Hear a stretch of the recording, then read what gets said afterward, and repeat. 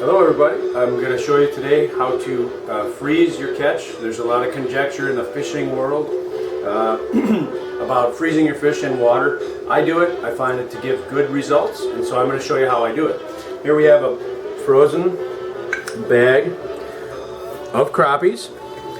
It's labeled, doesn't have a date. I can blame that on my wife. So anyway, this is what your finished product is going to look at. They stack up nicely in the freezer. Cameraman forgot not to follow me. Here what you have is a previously labeled gallon bag, 1 pike, 50 small bluegill fillets. I lay the pike here, and then the bluegill fillets I like to put thusly, as I will show you. Now you may wonder why I'm rinsing them, okay, and why they're coming out of this container of water. Well, I'll tell you why. Don't let my arm get in the way. You might have to come up a little bit higher. The reason is there's a little perch fillet. The reason is because there might be a lot of scales in your water. Fish scales, that is. So what I do is I rinse those off and I bring them out of that water. And if my cameraman will show to my left, there's a kind of a nasty looking container of water there. What that is the fish water that they were stored in while they were in the fridge waiting to be processed, and that will go to the garden. So you see how I'm stacking these fish in my hand. I go, here's the loin side, here's the belly side. I reverse it each time so they stack nicely. I have good fishing buddies that will tease me and make fun of me for doing this, but trust me, it takes less time out of your busy day when the fish fry day comes.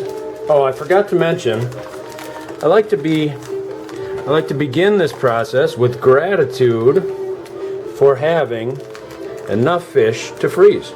So I begin zipping this bag, but I'm not going to complete it, okay? I'm going to put this in my sink. I'm going to reach for some very cold water. We have well water here. And we also have a system which puts a lot of bubbles in our water. So I like to draw the water and let it sit in the roughly 8-degree temperature outdoors today before I put it in my bag. Now, I don't know if you can see this, but I'm going to close the zipper a little bit to where I can start burping the bag, so to speak. I'm working down here to bring up any bubbles. Bubbles are your enemies. Bubbles allow air to get to the portion of your fillet that you want to eat. Now, vacuum sealing is probably even better than this. But for those of you like myself who do not have a vacuum sealer, this method will work for you. It has worked for me. Alright, we let out a lot of the water, not everything, trying carefully not to let any water back in. Alright, we lay it flat, we dry it off, and then you need to have a place. I like to pre-label the bags, because once they're wet like that, your Sharpie doesn't work as well. So there you go, that's ready for the freezer. There's a couple tiny bubbles, but it won't be too much of a problem. So this has been Fur Bearing Mammalian. I hope you have enough fish to freeze soon. Thank you.